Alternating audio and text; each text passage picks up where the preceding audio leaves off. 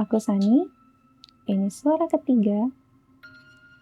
Shh, jangan bersuara.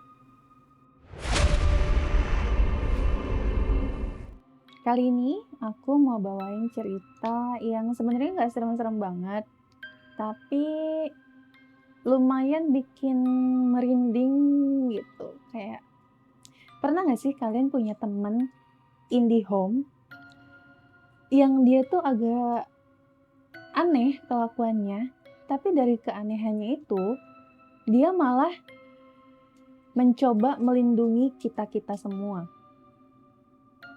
Kali ini aku mau bawain cerita tentang Mas Ari dan teman-teman dia. Pada satu weekend emang gabut aja nih ya anak-anak tongkrongan. Mas Ari dan Mas Eca dan teman-temannya itu ngide pengen punya suasana baru nih weekend, masa diem gini aja di rumah gitu, nongkrong kemana kek gitu kan. Terus Silvi ngide lah, gimana kalau misalnya kita ke puncak aja? Kan gue ada villa di sana. Terus anak-anak yang lain, oh boleh tuh, seru, ayolah langsung gas aja katanya. Gak banyak bibu, mereka tanpa ada perbekalan, cuman kayak bawa ya baju kaos ganti buat tidur, sama handuk-handuk seperentelan kayak gitu, alat mandi mereka bahkan nggak bawa gitu kan, karena emang niatnya cuman buat PP aja. Meskipun niat nginep pun kan karena deket dan di puncak itu kan banyak tempat jualan, supermarket, minimarket gitu kan pasti banyak. Jadi mereka nggak terlalu mikir yang perlu bawa perlengkapan selengkap itu karena mereka bisa beli di sana. Akhirnya ngide jam 8 pagi, mereka OTW jam 10 pagi itu hari Sabtu weekend. Emang ngarahnya tuh emang mereka ngidenya tuh gabutnya tuh pas weekend kan. Akhirnya jam 10 mereka total kurang lebih 8 orang, ada Eca, Silvi. Sebenarnya kan banyak, ada 8 orang kurang lebih. Tapi yang ikut handil dalam cerita ini itu cuman kayak Mbak Silvi, Mas Ari, Mas Eca. 3 orang dan Bang Doni. Bang Doni ini karena dia pakai mobil dia, makanya dia ikut nyetir juga kan. Dia yang nyetir juga, emang kadang nyetirnya tuh ganti-gantian. Bareng-bareng tuh 8 orang dengan menggunakan mobilnya Bang Doni, mereka ke puncak nggak pakai lama karena jaraknya emang deket dan nggak pakai berjam-jam juga kan. Emang sih kalau weekend macet, tapi macetnya juga kan nggak yang sampai makan waktu seharian. Dari situ pada duhur tuh mereka sampai ke puncak, sampai ke villanya. Gabut tuh mereka karena emang mereka kan nggak bawa apa-apa ya, pure yang bener-bener nggak bawa apa-apa. Jadi mereka sampainya ke villa pun ya gabut, cuman lihat-lihat suasana, adem ya gitu. Beda ya udaranya, segar, ya nggak sia-sia sih mereka ke sana. Beda aura udara di ibu kota dan di puncak itu pasti sedikitnya ada beda. Meskipun mereka gabut nggak ngapa-ngapain di sana gitu kan. Ngide lah anak-anak yang lain kayak, lapar nih, ada yang bisa dimasak nggak? Nggak ada, kata Silvi kan. Ya udah kita keluar yuk cari makan. Nah mereka keluar cari makan. Di sekitaran itu lumayan banyak kayak nasi soto Bogor, bakso, nasi goreng segala macem. Mereka cuman wisata kuliner aja jatuhnya di sana, tapi yang nggak ke tempat wisata kayak taman bunga, ke Cimory gitu enggak. Emang ada niat awalnya buat ke tempat sana, cuman balik lagi karena niat mereka cuman buat gabut doang di villa gitu, dan mayoritas mereka tuh kayak magernya langsung ke puncak gitu ya, kayak keren juga sih, magernya sampai ke sana loh. Akhirnya mereka balik lagi ke villa, sampai ke villa mereka ya misah-misah karena di sana itu villanya itu ada 4 kamar dengan 2 lantai. Jadi 2 itu di atas dan 2 lagi di bawah. 8 orang ini misah-misah, ada yang menempati kamar di atas, ada yang menempati kamar di bawah. Mereka awalnya menikmati waktunya masing-masing di masing-masing kamar. Menjelang sore, menjelang waktu makan malam, mereka turun ke ruang tamu, ke ruang bawah, dan ya kumpul-kumpul lagi, ngobrol-ngobrol. Ada yang gabut juga main HP, semua scroll-scroll kayak gitu. Ada satu momen saat Ari nih haus, dia mau ngambil minum ke dapur kan, ke pantry, ke belakang. Pergilah Ari ke pantry, ke belakang. Jarak dari pantry ke ruang tamu itu emang cukup jauh. Katakanlah ya kurang lebih 5 meter mungkin lebih gitu kan, karena emang villanya itu lumayan besar juga. Saat dia mau ngambil air minum, dia cukup kaget karena ngelihat ada Echa di situ. Ngelihat dia lagi ngebuka bungkus kopi, masak air panas, ambil 2 gelas, dituangin lah tuh kopi itu di 2 gelas. 2 bungkus kopi yang sama, mereknya sama, takaran airnya sama, rasanya juga sama gitu kan. Yang satu dia kucek-kucek, yang satu dikucek-kucek lagi, terus dia bawalah ke meja. Jadi di pantry itu ada meja makan buat bareng-bareng. Udah selesai dia seduh kopi tuh, dia taruh di meja, dan nggak lama kemudian dia ngeluarin rokok kretek. Ditaruh lah dia di samping kopi itu. Karena Ari aneh ngeliat kelakuan Echa, dia bikin 2 kopi, tapi di situ kan cuma ada dia sendiri dan Ari toh. Akhirnya Ari nanya sama Echa, "Lu ngapain, Ca?" "Oh, ini bikin kopi."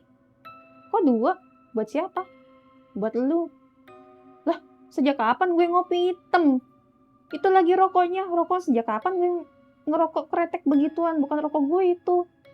Bercandalah mereka di situ. Ya udah kalau misalnya nggak mau, ya udah yuk kita balik ke depan lagi bareng-bareng sama anak-anak. Echa bilang, "Udah lu duluan aja, gue mau ngabisin kopi dulu di sini." Akhirnya Ari duluan lah ke ruang tamu dan Echa tetap stay di pantry. Nah, nggak berasa waktu mulai menunjukkan jam tidur. Udah ya kurang lebih jam 9, jam 10-an lah, itu emang udah mulai hawa-hawa ngantuknya udah ada. Apalagi kalau misalnya di puncak kan lumayan dingin kan, enak kan buat tiduran selimutan gitu. Saat yang lain mau pada tidur, Ari ngide lah, gimana kalau misalnya kita tidurnya barengan aja di sini ngampar.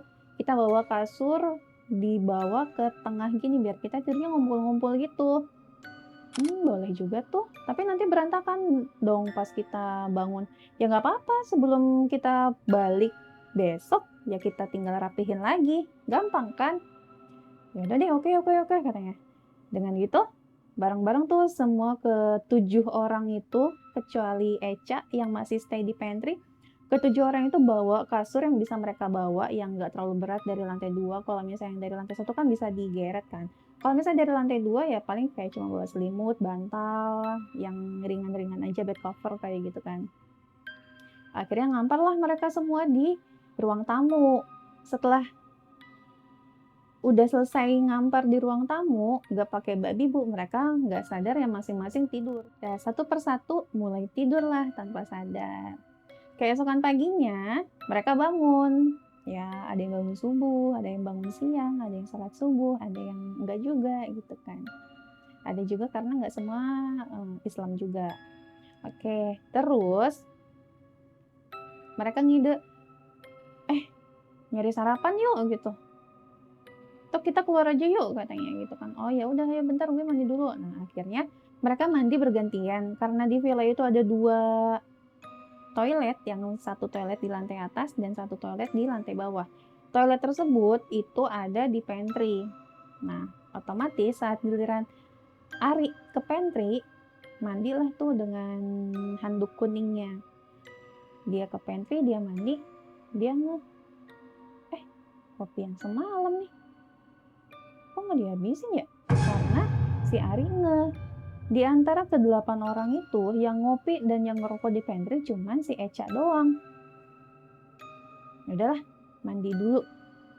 Selesai mandi, dia mau ngejemur handuk di luar, nampaklah si Echa. Ari iseng nanya, "Ca, itu kopi bukan yang semalam ya? Kok nggak dihabisin?" "Nggak apa-apa." "Emang kenapa?" "Ya enggak, sayang aja itu nggak dihabisin. Buat apa lu seduh 2 kalau misalnya nggak dihabisin?" "Hehe, nggak apa-apa, lu kalau misalnya mau minum aja." Karena iseng, dia cobalah minum si kopi itu. Dia minum kopi, luar biasa hambar.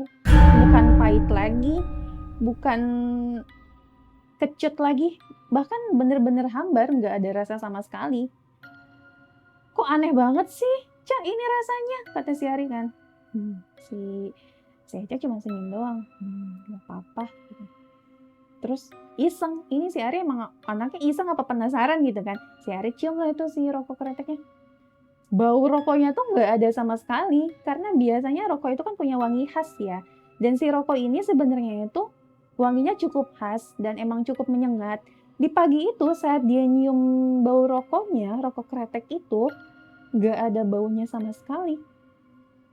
Si Ari nanya, kok ini nggak ada baunya sih? Itu juga aneh. Rasa kopinya. Si Ari penasaran kayak itu kenapa? Karena dari awal kan si Ari ngeliat itu cara pengolahan kopinya tuh nggak ada yang beda dari cara dia nyeduh kopi satunya. Cuman anehnya kenapa yang satu kopinya itu yang dihabisin sama si Eca ini habis dan ya rasanya kayak biasa kayak seharusnya. Tapi si kopi yang satu ini takarannya nggak berkurang, rokoknya nggak berkurang, masih tetap dalam posisi yang sama. Tapi bisa wanginya nggak ada yang si rokok itu. Terus rasanya super duper hambar. Bahkan kalau misalnya mau diiringin, disandingkan, mungkin lebih mirip kayak minum air putih. Iya nggak sih? Otomatis si Ari penasaran dong. Kok bisa gini sih, Cak? Nggak apa-apa. Udah lu nggak usah tahu. Tuh anak-anak udah pada siap mau pada keluar kan? Iya sih. Lu nggak ikut, Cak kan? Enggak, udah. Sana, Gih, duluan aja. Paling gue nitip makanan aja. Pergilah Ari. Nyusul teman-temannya yang lain. Berangkatlah Ari dan teman-teman yang lain. 7 temannya itu berangkat. Eca balik lagi. Dia stay di villa itu sendirian. Hampir menjelang siang, anak-anak pada balik. Ari dan teman-teman yang lain balik. Terus Eca nanya, habis dari mana kalian? Ini beli makan doang, sarapan. Sama buat cemilan buat nanti jalan kita balik. Lah, kalian ke puncak cuma buat beginian doang. Mendingan kita daripada lu di rumah doang, di villa doang. Ngapain lo ke puncak cuma stay doang di rumah? Gak ada kerjaan banget. Akhirnya selesai mereka di situ, mereka siap-siap lah untuk balik ke Jakarta. Terus saat yang lain lagi fokus prepare untuk kepulangannya, tiba-tiba dari suara dari lantai 2 itu Eca teriak, ini anduk siapa nih? Anduk kuning nih masih ada di atas, jangan lupa diangkat, jangan lupa dibawa. Udah mau hujan lagi, bukannya dari tadi kayak gitu dibawa, dirapihin. Yang lain pada si Eca di atas ya? Oh iya anduk gue gitu kan. Pada ke atas lah tuh anak-anak yang ngerasa punya anduk tuh, ngambilin anduknya, ngerapihin, ngelipetin gitu kan. Ya udah yuk, udah beres kan? Yuk turun ke bawah gitu. Turun ke bawah, terus Ari bilang, foto-foto dulu kali sebelum balik, masa kita nggak ada momentum sama sekali, nggak ada foto-foto sama sekali, kebersamaan kali gitu. Oh ya udah, mana sini, kalian siap-siap aja, gue yang fotoin katanya. Kamera lah, dia keluarin kamera sama si Eca. Udah, kalian siap-siap di depan villa, gue mau tes kamera dulu. Tes kamera, si Eca nih tes kamera cekrek gitu kan, nyari spot-spot.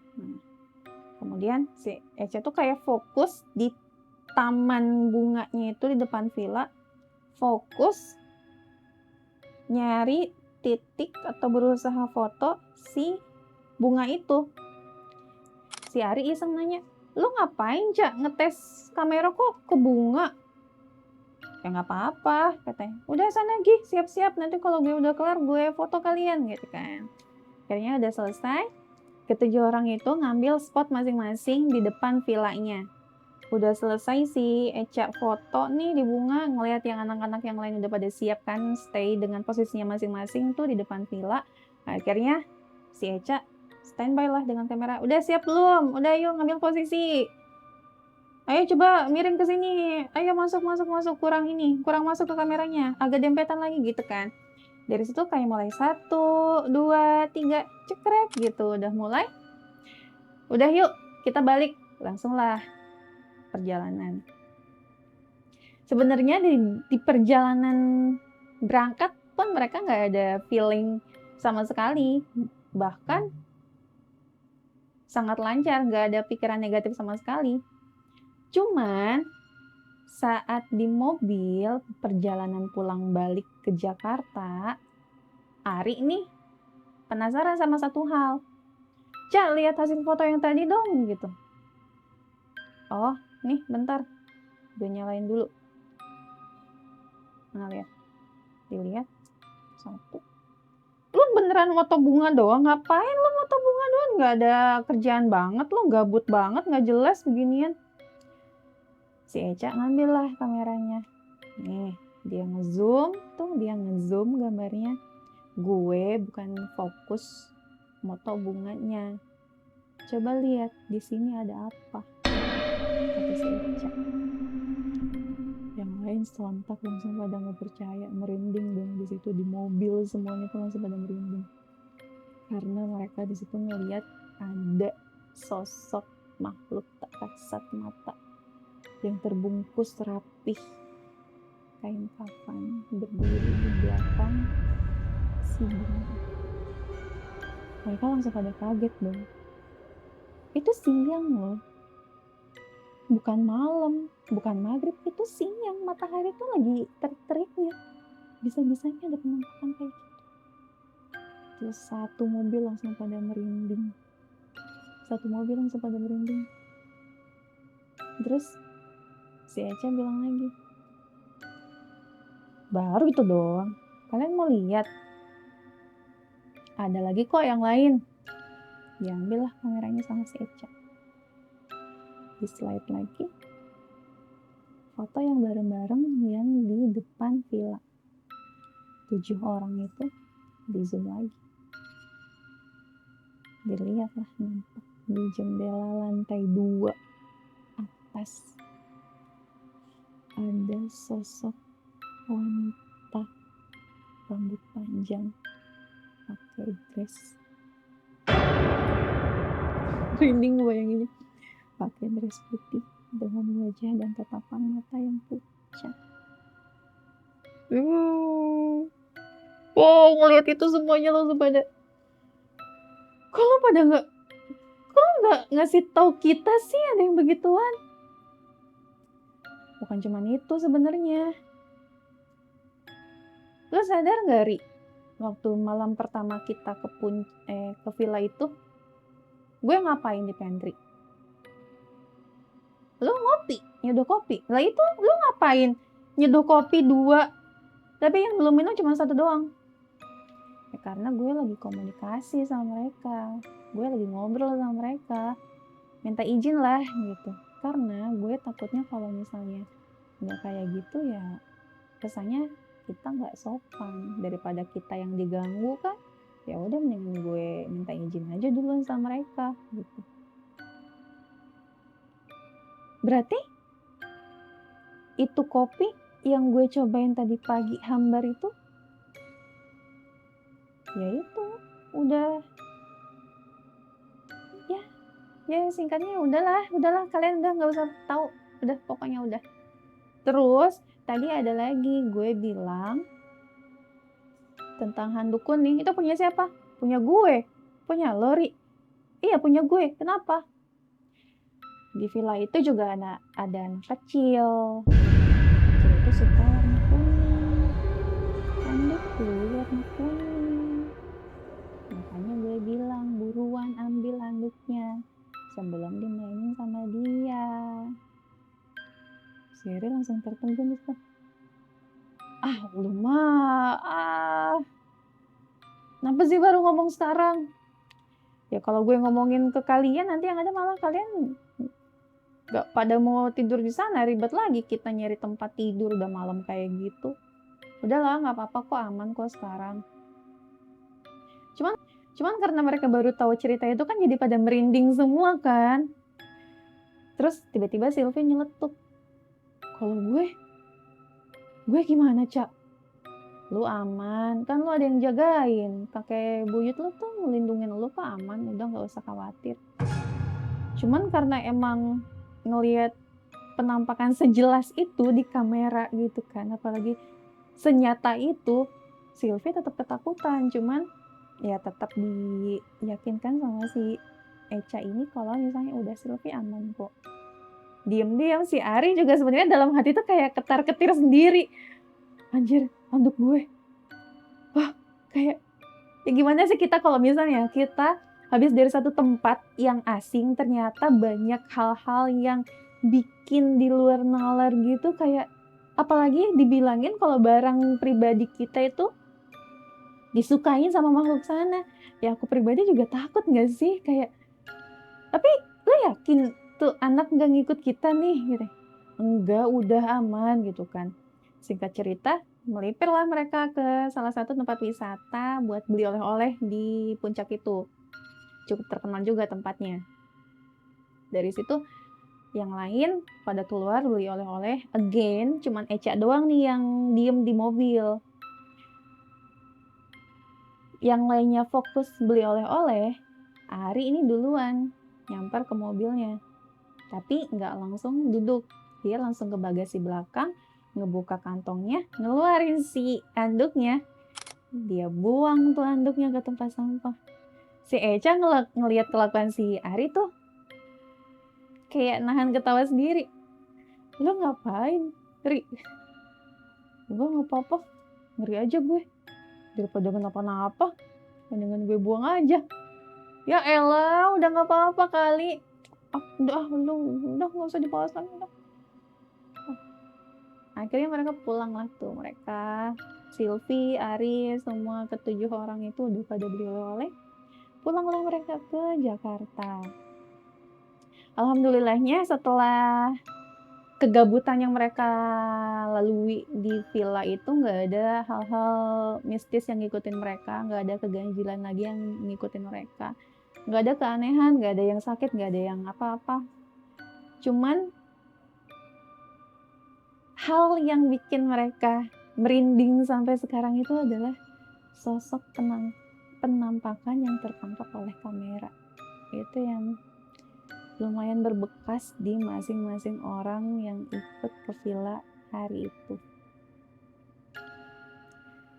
Oke, itu dia cerita malam ini.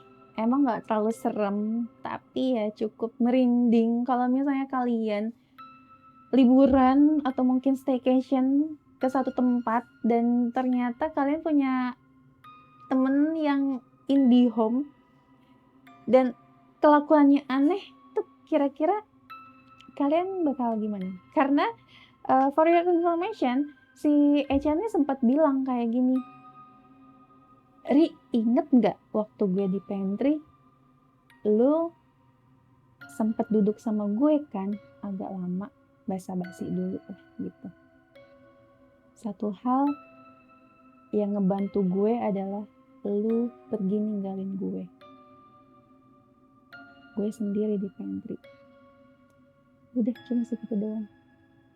Meskipun ditanya sama si Echa, emang kenapa kalau misalnya gue duduk di situ? Atau emang ada apa lagi gitu di villa gitu kan? Echa nggak mau ngasih atau nge-spill hal-hal yang lain lagi. Entah mungkin ada sesuatu hal yang lebih besar yang dia sembunyikan, yang nggak mau dia spill supaya menjaga kewarasan teman-temannya yang lain mungkin. Wallahu a'lam, nggak ada yang tahu. So, itu dia ceritanya. Thank you for watching my video. If you really like our video like this, don't forget to subscribe, comment, like, and share. See you next time. Bye-bye.